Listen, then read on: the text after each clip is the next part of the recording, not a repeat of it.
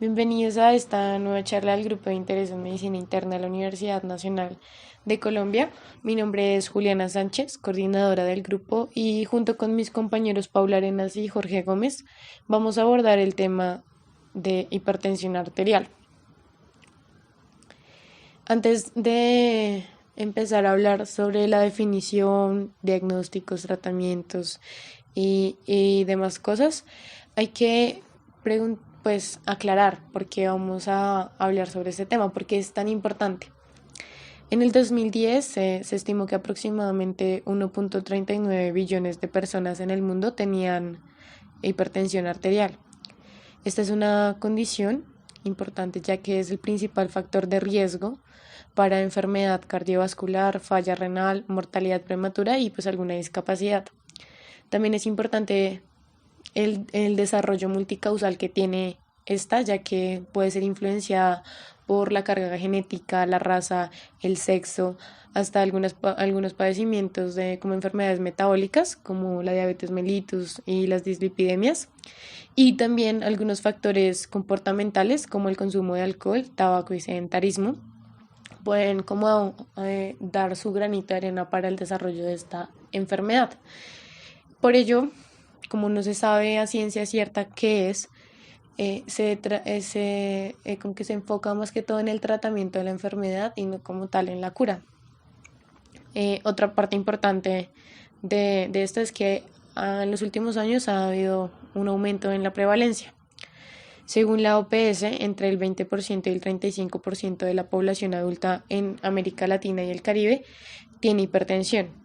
De acuerdo con un estudio en 4 países de Sudamérica, Argentina, Chile, Colombia y Brasil, apenas el 57.1% de la población adulta que se estima con presión arterial alta no saben que la tienen, no saben que sufren de hipertensión, por lo que esto contribuye también a un bajo control poblacional y que aproximadamente solo el 18.8% de los hipertensos adultos de estos 4 países no tienen una presión arterial controlada.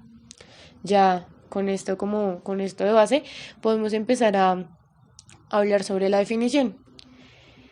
Para ello, nosotros nos basamos en las 3 guías, en la guía de la AJA del 2020, en la europea del 2018 y pues como estamos en Colombia, también hablamos de la guía del Ministerio de Salud del 2018, en donde las 3 guías definen que la hipertensión arterial es cuando la presión arterial sistólica de una persona en el consultorio es mayor o igual a 140 milímetros de mercurio y su presión arterial diastólica es mayor o igual a 90 milímetros de mercurio. También hay que tener en cuenta que hay unos determinantes del riesgo cardiovascular según la edad. Para los mayores de 50 años, la presión arterial sistólica es la determinante y para menores de 50 años sería la presión arterial diastólica. La hipertensión arterial es una enfermedad silenciosa y lentamente progresiva, por eso se le denomina asesino silencioso, ya que, esta se presenta como en todas las edades, pero tiene un énfasis entre las personas de 30 a 50 años de edad. Generalmente es asintomática y el problema que tiene es que después de unos 10 o 20 años puede ocasionar unos daños significativos en los órganos blancos que más adelante vamos a profundizar en cuál es este daño. ¿Sí? En algunas ocasiones se dificulta el diagnóstico, pues como ya lo dije, es asintomática, pero también algunas veces puede presentar unos síntomas, pero son muy inespecíficos. Por ejemplo, el paciente puede presentar cefalea, epistaxis, tinnitus, palpitaciones, mareos, etcétera. Por lo que es necesario un tamizaje de los pacientes. La guía de la AJA no maneja un tamizaje, pero la guía europea y la colombiana sí la tienen, como lo pueden ver en la imagen de arriba. Esta es la guía la guía europea. Hay que aclarar que el tamizaje se hace en consulta externa, como lo ven, más que todo varía en que se tiene que hacer Si tiene una presión arterial óptima, se hace al menos cada 5 años. Si tiene una presión normal en el momento de la consulta, claro está, se debe hacer un control cada 3 años. Y si el paciente tiene una presión normal alta, se debe hacer al menos cada año, una vez al año. Y que si el paciente tiene una hipertensión ya como tal diagnosticada o para confirmar el diagnóstico, pero que al momento de la consulta entra dentro de los parámetros, este tiene que hacerse una medición en cada o en varias consultas. Pero Colombia lo que hizo fue como simplificar, por decirlo así, estas recomendaciones, y el tamizaje acá se hace en que en mayores de 50 años lo ideal es que se haga un control trimestral, y en los menores de 50 años se haga un control anual. Ese es como más que todo el tamizaje que se hace acá en Colombia. También es necesario que el personal de salud haga una toma correcta de la presión arterial para evitar una falsa sospecha, un falso diagnóstico, y pues para ello las guías como que nos dan unas directrices. Esta foto que ven, bueno, esta imagen que ven acá es de la guía de la AJA, en donde, como pueden ver, al paciente está en una correcta forma, cómo se debe tomar la tensión arterial, que es la espalda tiene que estar apoyada, también los pies deben estar apoyados en el suelo. El paciente no debe hablar durante ni entre las mediciones. El brazalete tiene que adaptarse al tamaño del brazo, y el brazo debe estar desnudo y en reposo y con medio brazo a nivel del corazón. También los equipos que se utilicen deben estar calibrados. En cuanto a la habitación, pues tiene que ser tranquila, con una temperatura agradable. Y en cuanto al paciente, el paciente idealmente no, pues la idea es que no haya fumado ni tomado café o cafeína, no haya hecho ejercicio durante 30 minutos antes de la toma de presión arterial. También pues idealmente es que tenga la vejiga vacía y que pues se pueda relajar 3 a 5 minutos antes de la toma. Las dos guías, la guía de la AJA y la europea, enfatizan en que tienen que en la primera pues en la evaluación inicial se debe tomar primero en ambos brazos la presión arterial, y también tienen que ser 3 medidas en intervalos de 1 minuto, y se usa el promedio de las 2 últimas mediciones. Se toma en los 2 brazos para mirar que haya unas diferencias constantes. Y bueno, ahí la guía de la AJA enfatiza en que si la diferencia es mayor a 20 milímetros de mercurio, se debe considerar como una investigación más profunda, mientras que la guía europea dice que si es mayor a 15 milímetros de mercurio, se debe hacer una confirmación diagnóstica, pues ya que se toma que esto es un incremento en el riesgo cardiovascular y probablemente pueda ser asociado, como se pueda estar asociado a una valvulopatía ateromatosa. También hablan las dos guías de que la presión arterial debe tomarse en bipedestación, ya que pues a quienes se les toma, a las personas que son hipertensas ya diagnosticadas y que estén o no tratadas. También a los ancianos que vayan por primera vez a consulta, a las personas que se les sospeche una hipotensión ortostática, y a los pacientes con diabetes mellitus. Hay unos estudios que dicen que cuando uno habla, cuando el paciente habla durante las tomas de presión arterial, hay un aumento entre 8 y 15 milímetros de mercurio en la presión arterial, más que todo en la sistólica. Lo mismo, la mala posición puede aumentar en 12 milímetros de mercurio. Por ello, se enfatiza mucho en que sea una correcta forma para, como ya lo dije, que no haya una falsa sospecha o un falso diagnóstico. Ahora, hablando sobre la confirmación diagnóstica, primero, a quién se le hace y a quién no. Primero voy a decir a quién no. A los pacientes que en el momento de la consulta tengan una presión arterial sistólica mayor a 180 o una presión diastólica mayor a 120, a ellos no se les tiene que hacer confirmación diagnóstica porque en el momento están cursando con una crisis hipertensiva y deben ser atendidos. Y también a los pacientes que tengan una presión arterial sistólica mayor a 160 o presión arterial diastólica mayor a 100 y que tengan pues ya un daño en un órgano diana. Hay tres herramientas o tres maneras de hacer una confirmación diagnóstica. Estas son, pues, la confirmación diagnóstica es como la medición de presión arterial fuera del consultorio y pues es necesario como para el diagnóstico más preciso de hipertensión y pues también ayuda para las decisiones en el tratamiento. Una herramienta es la primera que viene acá, que es el mapa o monitoreo ambulatorio de la presión arterial. También se le puede llamar como holter de presión arterial y es un monitoreo de 24 horas sistematizado, también es automatizado. Cada 20 minutos hace una toma de presión arterial en el día, cada 30 minutos en la noche y hace un promedio de 24 horas. Otra herramienta es AMPA o automedida de la presión arterial, que es el automonitoreo, pues también el acompañante puede tomársela al paciente. Se hacen aproximadamente entre 7 a 11 días seguidos, tomas mañana, tarde y noche con un promedio de 24 horas y para ello es necesario descartar las medidas del primer día. Otra herramienta es la consulta y es un control que se hace, usualmente se requieren 2 a 3 visitas en el consultorio en intervalos de 1 a 4 semanas para confirmar la hipertensión arterial, pues cuando esto sea posible. El diagnóstico puede establecerse en una visita si la presión arterial es mayor o igual a 180 a 110 milímetros de mercurio y pues hay evidencia de enfermedad cardiovascular. Como ventajas y desventajas,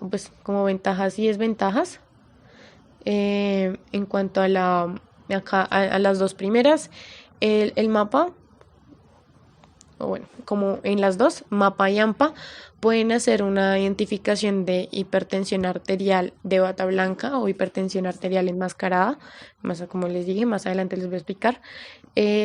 También el mapa, por su lado, tiene unas mediciones nocturnas. Esto nos ayuda a verificar que el paciente esté presentando el fenómeno de dipping, que es pues que las cifras tensionales nocturnas generalmente son aproximadamente un 15% más bajas que las cifras tensionales diurnas.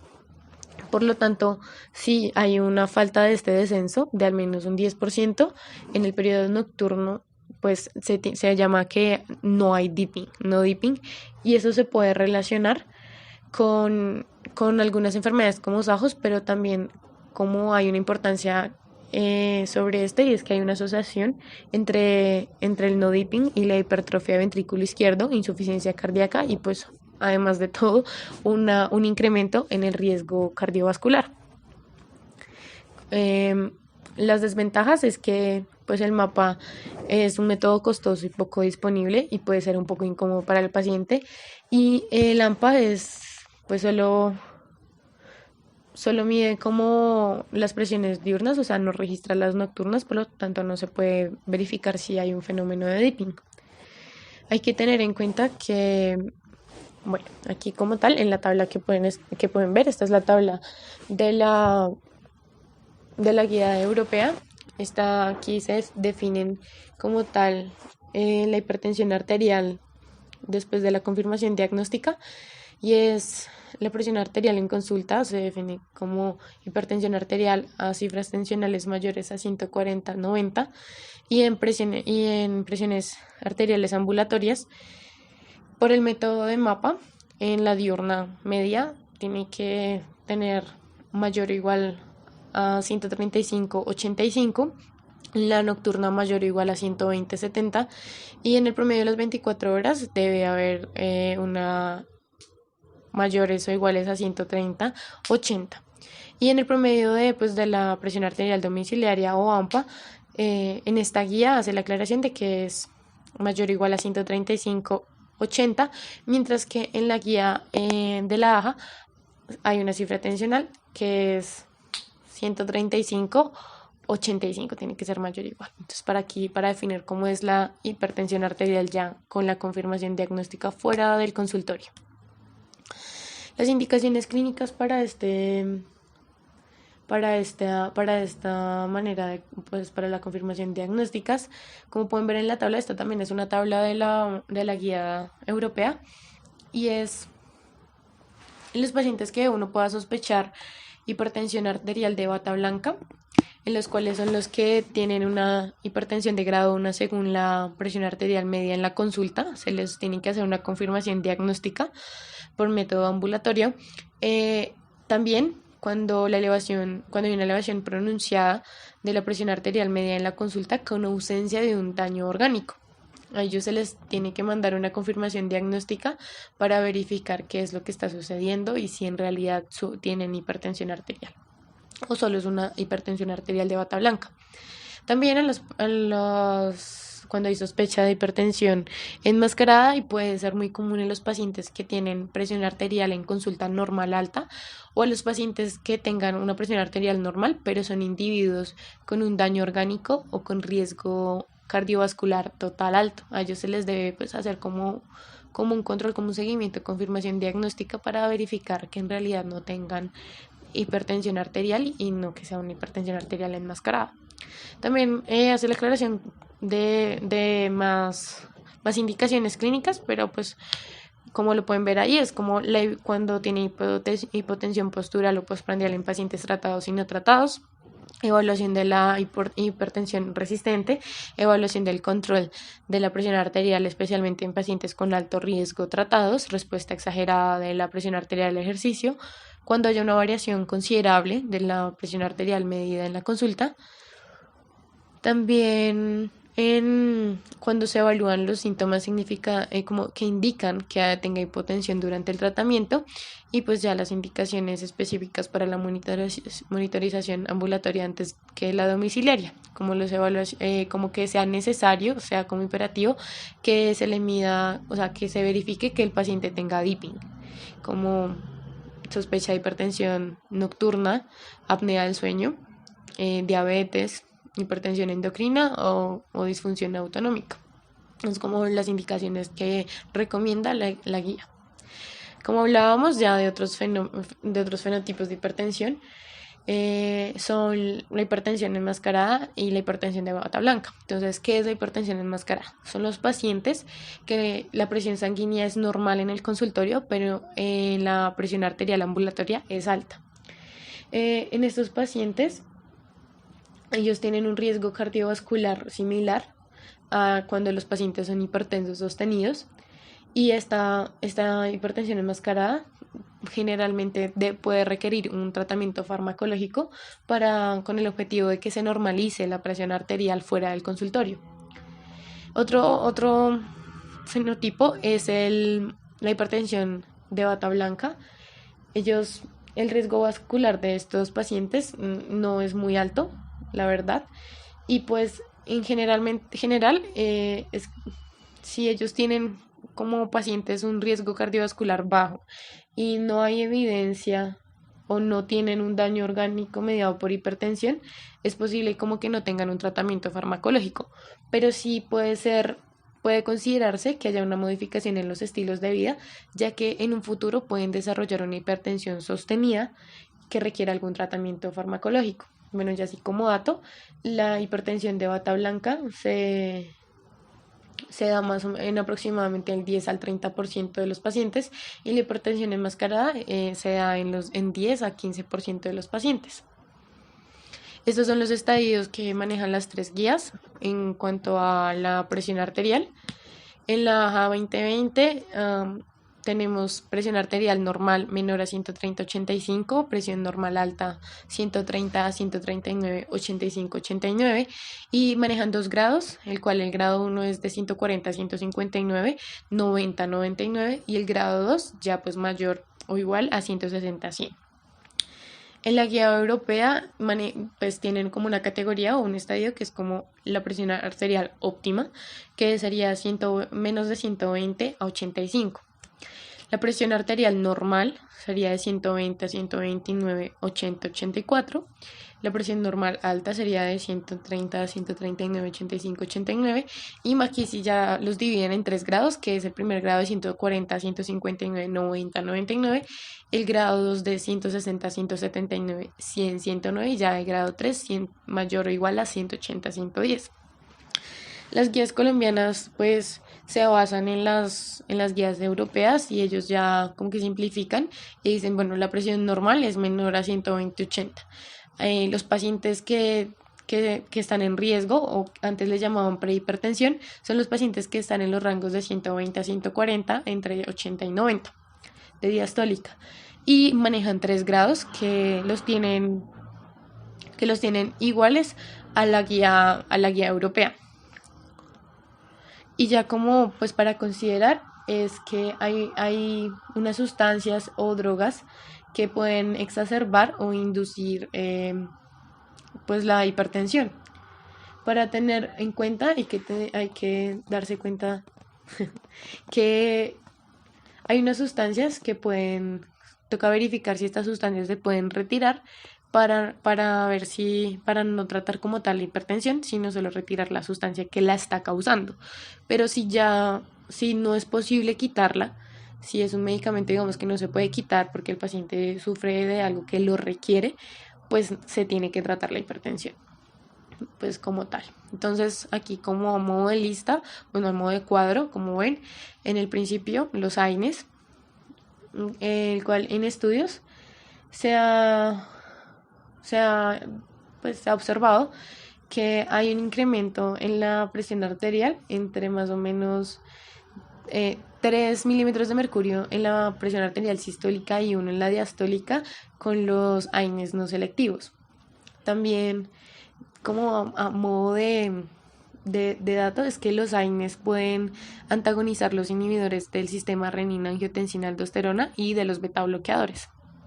También otros estudios dicen que las píldoras anticonceptivas orales, pues las combinadas, tienen un incremento aproximado de la presión arterial sistólica de 6 milímetros de mercurio y de 3 en la diastólica cuando hay unas dosis altas de estrógeno. Esto quiere decir, o sea, en microgramos es en estrógenos mayor a 50 y en progestina 1.1 a 4 microgramos.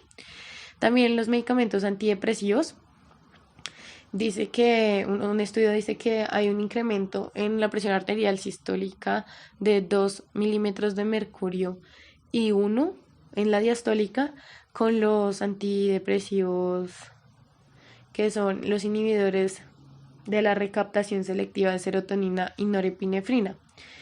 Y también hay como un incremento en el riesgo de sufrir hipertensión cuando hay un uso de antidepresivos tricíclicos. Y como dato es que no existe un incremento, o sea, pues no se ha evidenciado un incremento de la presión arterial con el uso de los inhibidores de la recaptación selectiva de serotonina.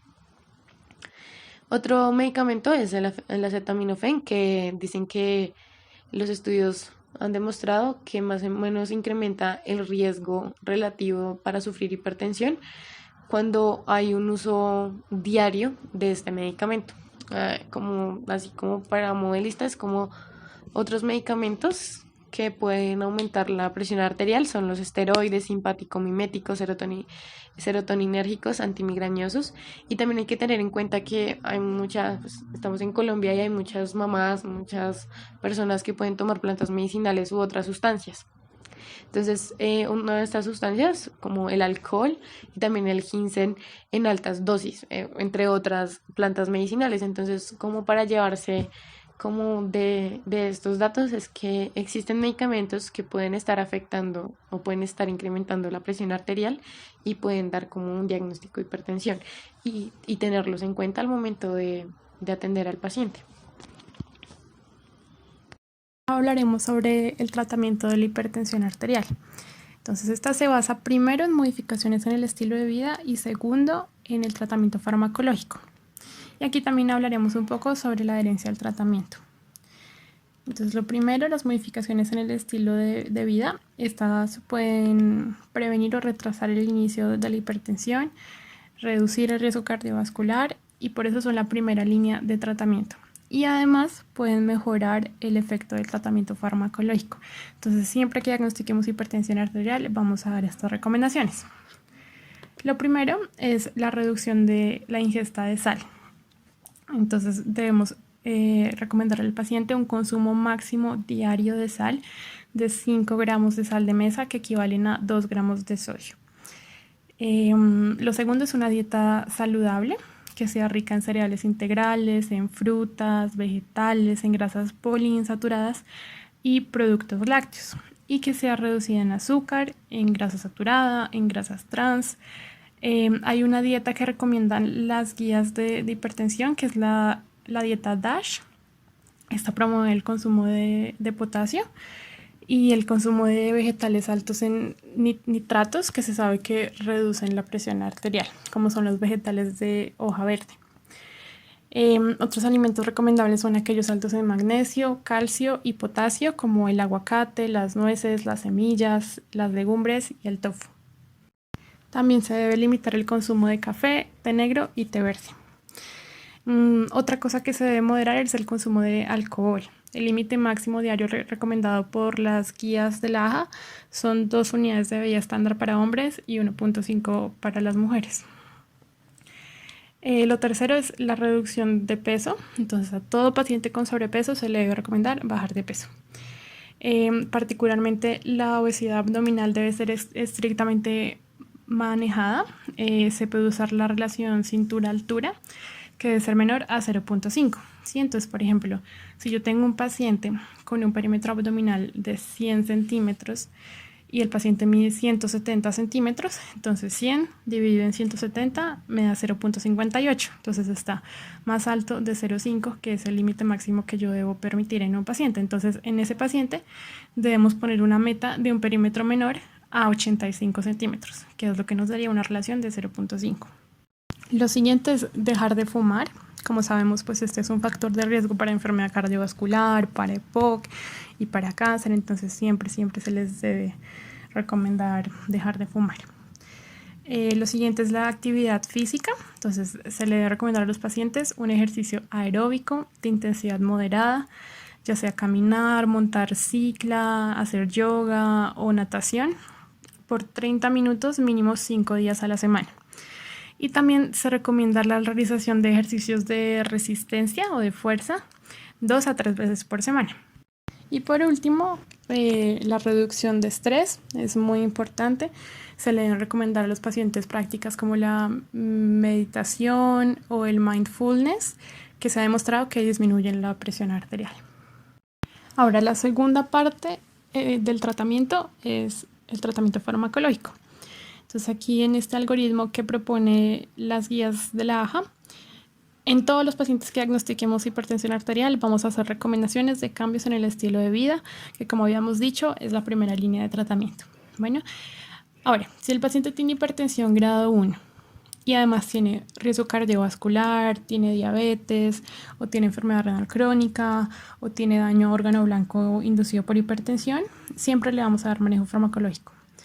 ¿Listo? En cambio, si es un paciente que tiene hipertensión grado 1 y no tiene ninguna otra comorbilidad, le vamos a dejar solo la intervención en el estilo de vida por 3 a 6 meses. Si con eso no logramos controlar la hipertensión arterial, entonces ahí sí le iniciaremos el manejo farmacológico. Por otro lado, si el paciente cuando lo diagnosticamos tiene hipertensión grado 2, entonces le iniciaremos siempre el manejo farmacológico. ¿Listo? Ahora, ¿cuáles son las metas a las que debemos llevar a nuestros pacientes? Lo primero es que cuando hacemos el diagnóstico de hipertensión y le dejamos al paciente el tratamiento que consideramos pertinente, debemos programar un control para dentro de 3 meses. ¿Sí? Si tenemos la posibilidad de ser medianamente estrictos, pues entonces en los pacientes menores de 65 años debemos lograr unas cifras de 130-80, menores a 130-80, pero nunca bajarnos de 120-70. En cambio, los mayores de 65 años vamos a ser un poco más flexibles y las metas van a ser de 140-90. Sin embargo, pues hay que considerar metas personalizadas para pacientes frágiles o pacientes que no pueden tolerar el tratamiento, pero pues en general estas serían las metas. Bueno, la siguiente pregunta es ¿cuál fármaco vamos a elegir? Entonces, para la elección del tratamiento farmacológico, lo primero será procurar que los medicamentos que usemos se acerquen lo más posible al tratamiento ideal, que es lo que vemos acá. Entonces, tendría las siguientes características. Primero, que según la evidencia tenga la capacidad de prevenir morbilidad y mortalidad. Segundo, que sea una dosis de una vez al día, ojalá en una sola píldora y que cubra por 24 horas. Tercero, que sea asequible. Cuarto, que sea bien tolerado por el paciente. Y quinto, que tenga estudios en la población en la cual yo voy a usar ese medicamento. Entonces, así es como sería el fármaco ideal. Obviamente es muy difícil de conseguir uno que cumpla con todas las características, pero pues nos vamos a basar en esto para saber cuál fármaco escoger. Entonces, los antihipertensivos que están disponibles actualmente, aquí vemos en el cuadrito amarillo que son los IECA, los inhibidores de la enzima convertidora de angiotensina, o los ARA2, los antagonistas del receptor de angiotensina 2. ¿Listo? La C son los bloqueadores de canales de calcio y la D son diuréticos tiazídicos. Entonces, los pacientes con los que vamos a dejar monoterapia, es decir, un solo fármaco, va a ser en pacientes con hipertensión grado 1, sin factores de riesgo, o en pacientes en los que vamos a ser mucho menos exigentes, que va a ser en pacientes mayores de 80 años o pacientes frágiles. Si en cambio estamos ante una hipertensión grado 1 con factores de riesgo o hipertensión grado 2, ya vamos a empezar de una con terapia dual. Aquí en este gráfico que proponen las guías de la AJA, el paso 1 son IECAs o ARAs más bloqueadores de canales de calcio a bajas dosis. ¿Listo? Ambas cosas a bajas dosis. Si con eso no logramos llevar a metas al paciente, entonces vamos al paso 2, que son los mismos medicamentos, pero a dosis altas. Si con eso tampoco logramos controlar la hipertensión, entonces vamos a añadir a la terapia un diurético tiazídico, que es el paso 3.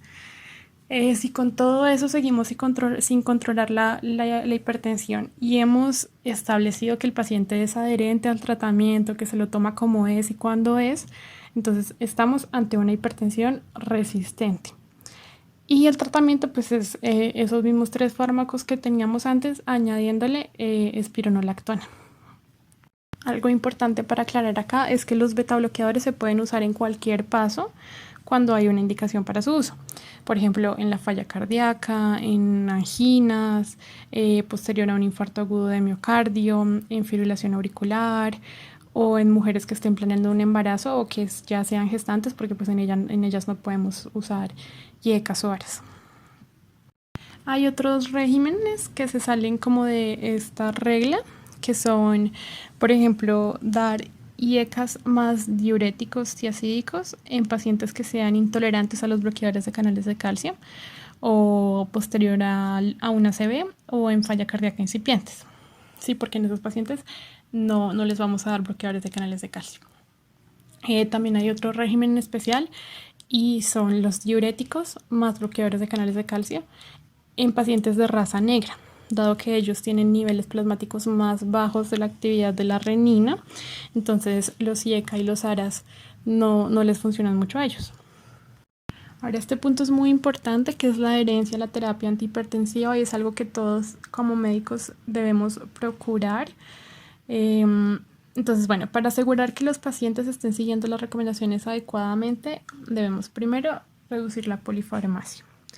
Sí, entonces usar preferiblemente combinaciones de una sola píldora, retirar medicamentos que no necesite el paciente. Lo segundo es preferir una dosis diaria a múltiples dosis. Sí, esto mejora la adherencia al tratamiento porque pues es más fácil tomarse una sola píldora en la mañana que tener que tomarse 3 píldoras en el día, que a los pacientes se les olvida. Lo tercero es vincular el comportamiento de adherencia con los hábitos diarios. Entonces, por ejemplo, decirle al paciente que antes del desayuno se acuerde que siempre se tiene que tomar su pastilla, pues si el paciente desayuna todos los días, ¿no? Luego, el cuarto es monitorear la presión arterial en casa. Entonces, el paciente con hipertenso siempre tiene que tener su tensiómetro en casa. Es importante procurar que el paciente se empodere de su enfermedad, ¿sí? Es decir, que él reconozca su enfermedad también como su responsabilidad, que reconozca los riesgos que tendría no tratarla correctamente, para que así él sea capaz de autogestionarse. de tomarse sus controles de presión arterial, de tomarse sus medicamentos cuando son y cómo son. Otra cosa que es útil son las ayudas electrónicas, como que ponga una alarma en el teléfono todos los días a la hora de tomarse la pastilla o que se lo recuerde el calendario del celular. Esas son ayudas que podemos tener para mejorar la adherencia a la terapia. Bueno, ahora para continuar con el tema de la hipertensión y nuestra charla de hipertensión, pues vamos a hablar un poquito de los factores de riesgo para la hipertensión, para el desarrollo de la misma y los factores de riesgo cardiovascular. Entonces, tenemos que tener en cuenta que la mayoría de nuestros pacientes va a tener un factor de riesgo para el desarrollo de la hipertensión, alrededor del 50% de nuestros pacientes. Entre los más comunes tenemos la diabetes, entre el 15 y el 20%, trastornos lipídicos como desórdenes de LDL, problemas metabólicos como síndrome metabólico, hiperuricemia, obesidad, sobrepeso, hábitos malos como el consumo de cigarrillo, el consumo de alcohol y pues de otras sustancias, además del sedentarismo. La presencia de estos factores más la hipertensión arterial aumenta el riesgo cardiovascular, y tenemos que tener en cuenta que el riesgo cardiovascular es proporcional también al riesgo de nefropatía y a problemas cerebrovasculares. Entonces, pese a que acá nos centremos en la evaluación del riesgo cardiovascular, tenemos que tener en cuenta que esta evaluación también nos habla un poco del riesgo de nefropatía y de problemas cerebrales. Entonces, para la evaluación de los factores de riesgo por parte del evaluador, pues lo básico es conocer los antecedentes de nuestro paciente. Tener en cuenta además los niveles de hipertensión como un factor determinante en la evaluación del riesgo cardiovascular. Entonces, en la tabla que tenemos a la derecha tenemos tres grupos: un riesgo bajo, un riesgo moderado y un riesgo alto, todos según los factores de riesgo que tengan y los problemas ya de base que tengan nuestros pacientes. Entonces, entre los factores de riesgo tenemos una edad mayor a 65 años, el sexo es más común en hombres que en mujeres, una frecuencia cardíaca superior a 80 latidos por minuto constantemente, eso es un factor de riesgo importante, diabetes, dislipidemias, antecedentes familiares como antecedentes de hipertensión o de diabetes, menopausia de inicio temprano para las mujeres, factores psicosociales o económicos que aumenten el estrés de la persona, malos hábitos de vida, entre otros. Además,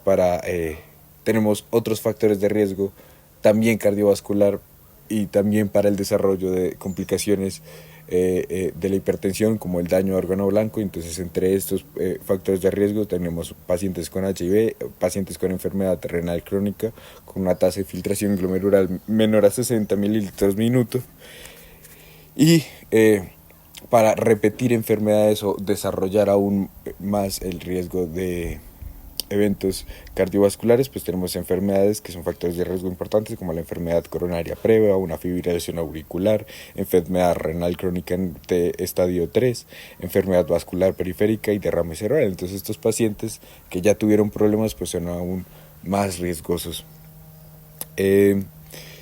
Para el tratamiento pues tenemos básicamente tres puntos importantes, como el cambio en estilos de vida, que debe ser importante para todo paciente que esté en riesgo, el control de la presión arterial y el control de otros factores de riesgo, como por ejemplo la diabetes o las dislipidemias, que tenemos una manera de intervenirlos directamente y controlarlos. Pues un control de estos factores haría que nuestro paciente estuviera en menor riesgo de problemas cardíacos y por tanto menor riesgo de problemas renales y por tanto menor riesgo de problemas cerebrovasculares.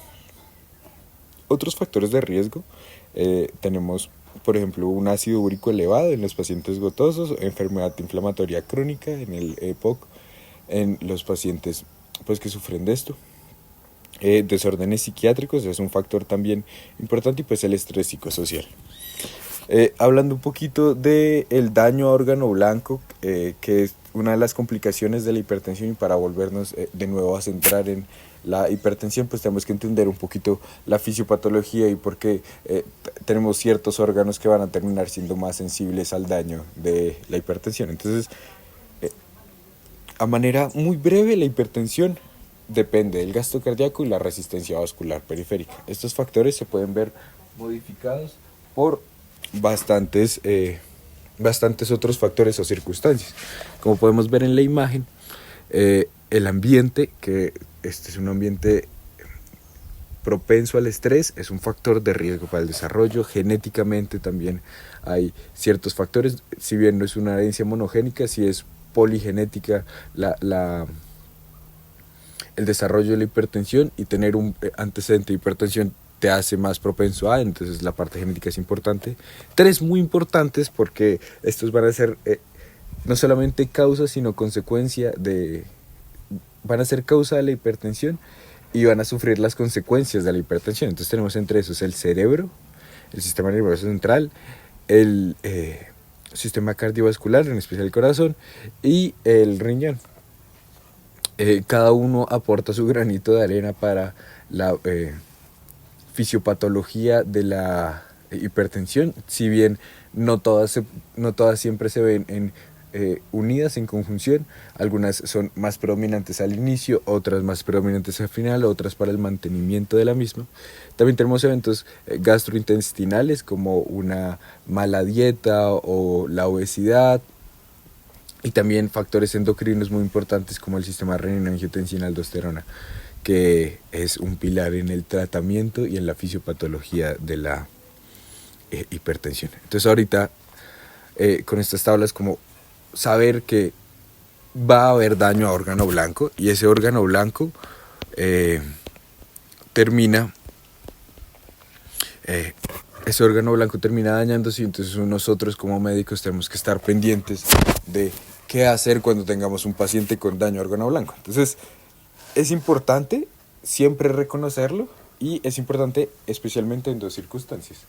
Una circunstancia es un paciente que estaba clasificado como riesgo moderado a bajo, y que a partir de la identificación del daño a órgano blanco lo vamos a reclasificar en riesgo alto, y eso de por sí ya cambia todo el tratamiento, las metas, la agresividad que uno busca para ese paciente, porque pues hay que disminuir el riesgo cardiovascular.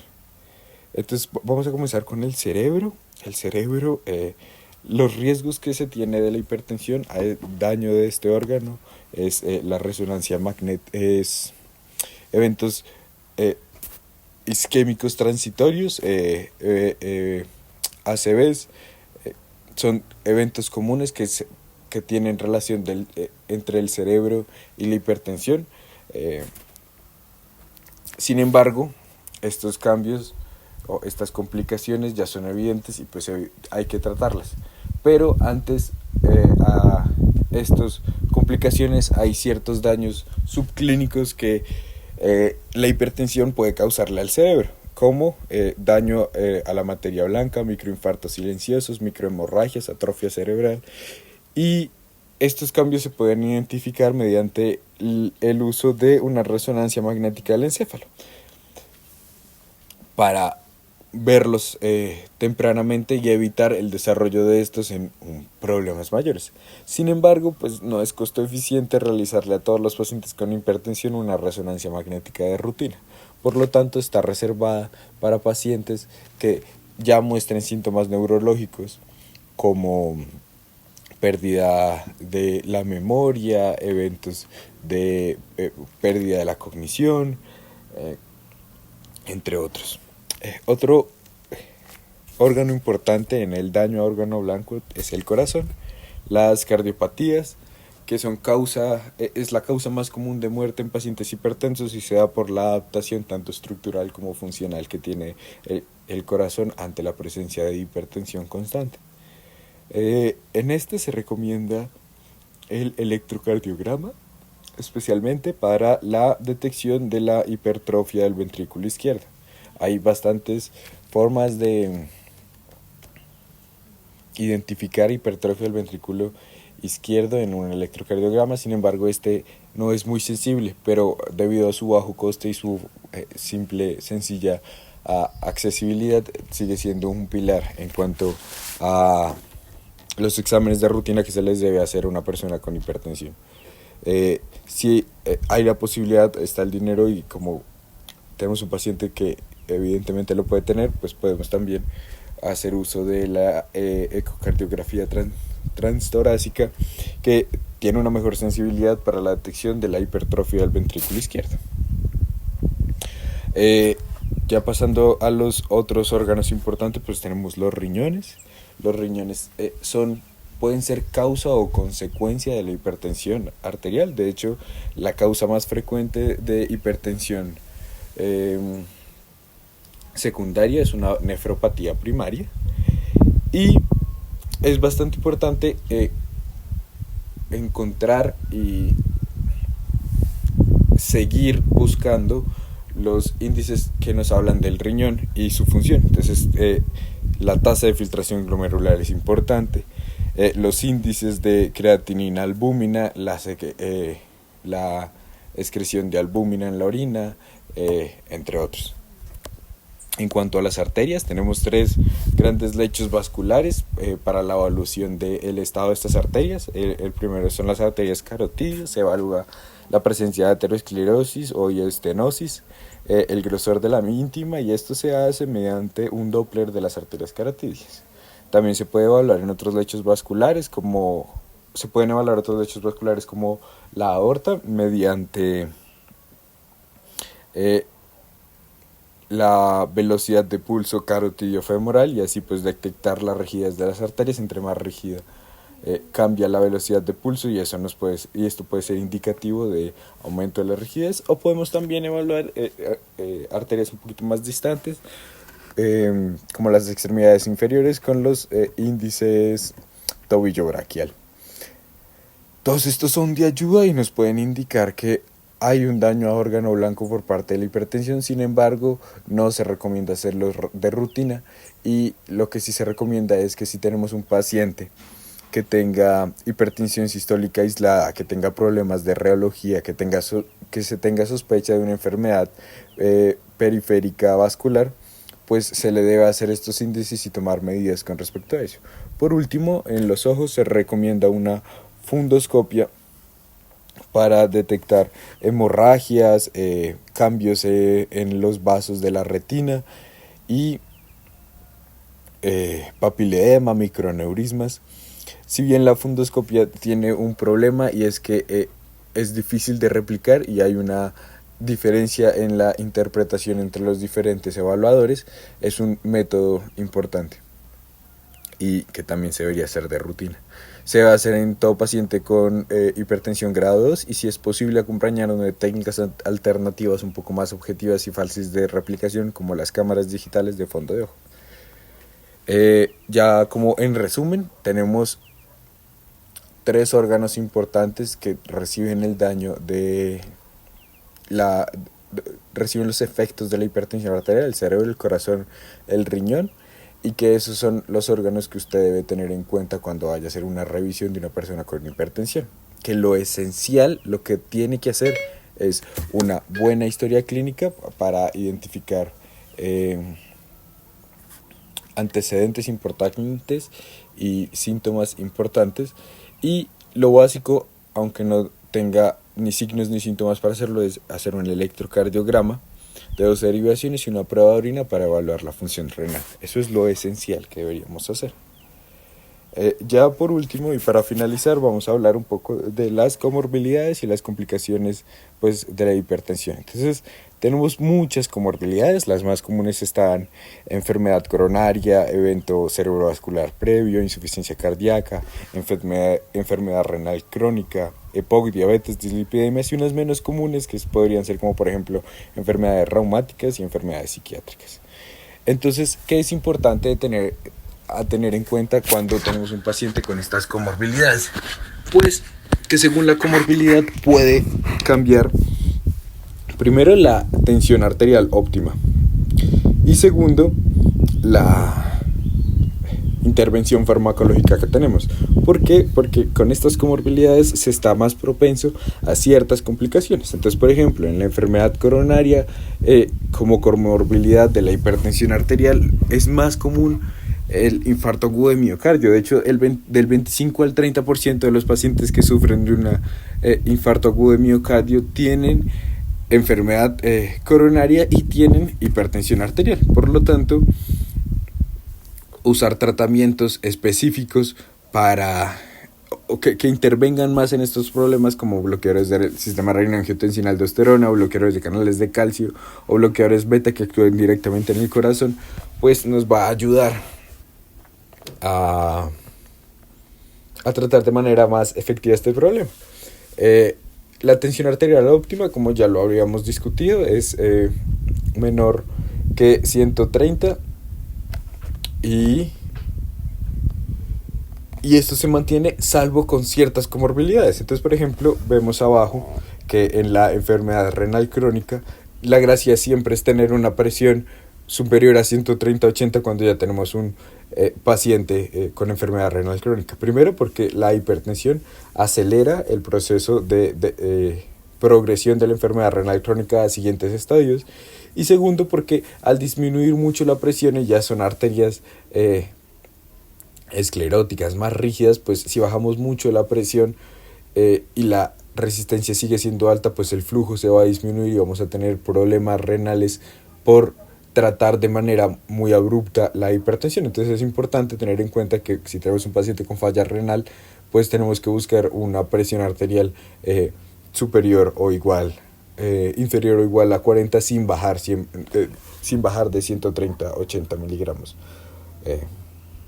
milímetros de mercurio. Qué pena. En cuanto a la insuficiencia cardíaca, tenemos un problema similar al que tenemos con la enfermedad renal crónica, por ejemplo, y es que no podemos bajar la tensión a menos de 120-80 porque habría una descompensación de la falla cardíaca, y estos son problemas que se pueden evitar si conocemos la tensión óptima a la que debemos llegar teniendo en cuenta estas dos comorbilidades. Realmente el tratamiento no cambia mucho, pero hay tratamientos que se recomiendan más en unos que en otros. Por ejemplo, el ácido acetil salicílico para la prevención de un infarto agudo de miocardio o de un evento isquémico transitorio. Esto es importante. En la enfermedad coronaria se recomienda, pero por ejemplo en el accidente cerebrovascular previo, que esta comorbilidad está con la hipertensión, no se recomienda el ácido acetil salicílico si ya se tuvo anteriormente un evento hemorrágico, porque esto aumentaría la probabilidad. Entonces, si tienes dos pacientes y ambos tienen hipertensión, uno tiene enfermedad coronaria y el otro tiene un accidente cerebrovascular previo, pues podemos cambiar el tratamiento para siempre enfocarnos en la mejoría del paciente y en su realidad, y así ayudarnos de esas herramientas farmacológicas. En cuanto a otras comorbilidades, pues tenemos el EPOC, la diabetes y las dislipidemias. En el EPOC y la diabetes, la tensión se debe buscar una tensión menor a 140-80, pero no menor a 130-80. Las complicaciones que se pueden tener en el EPOC son complicaciones cardíacas, porque vamos a tener una hipertrofia de todas las cavidades, porque el EPOC te genera una hipertensión pulmonar, además que tengas una hipertensión sistémica. Esto genera una sobrecarga al corazón, generando problemas como por ejemplo el cor pulmonar. Se recomiendan bloqueadores del receptor de angiotensina, bloqueadores de canales de calcio y diuréticos. En cuanto a las dislipidemias, a diferencia de otras comorbilidades, tenemos que tener en cuenta la concentración de triglicéridos en la sangre. Esta debe ser menor a 200, y pues es importante tenerlo en cuenta porque se pueden descuidar un poquito estos signos, estas pruebas de laboratorio en otras comorbilidades, pero pues en esta hay que tenerlas presentes. Ya para terminar, tenemos las comorbilidades menos comunes, que no por el hecho de ser menos comunes les quita importancia, y serían las enfermedades reumáticas, especialmente la artritis reumatoidea. Y esto se da porque aumenta la prevalencia de hipertensión en esta población de pacientes con enfermedades reumáticas. Sin embargo, el diagnóstico siempre es menor. Entonces, a una hipertensión infradiagnosticada en los pacientes con enfermedades reumáticas, y esto provoca que se descontrole la hipertensión por un lado, porque se enfoca solamente en la enfermedad reumática, y esto genera no solo la infradiagnosticación, sino el mal tratamiento. Y esto es importante porque hay que reevaluar el riesgo cardiovascular en este tipo de pacientes, pues porque las enfermedades reumáticas aumentan el riesgo cardiovascular. Además, tenemos enfermedades psiquiátricas.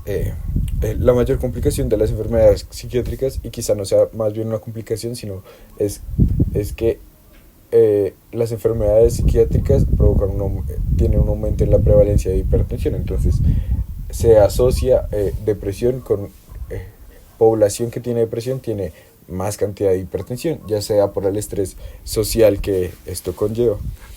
Y por lo tanto, aquí sí es importante tener en cuenta el tratamiento, pues los bloqueadores del sistema renina-angiotensina-aldosterona y los diuréticos son los medicamentos para la tensión arterial que menos interaccionan con los medicamentos antidepresivos.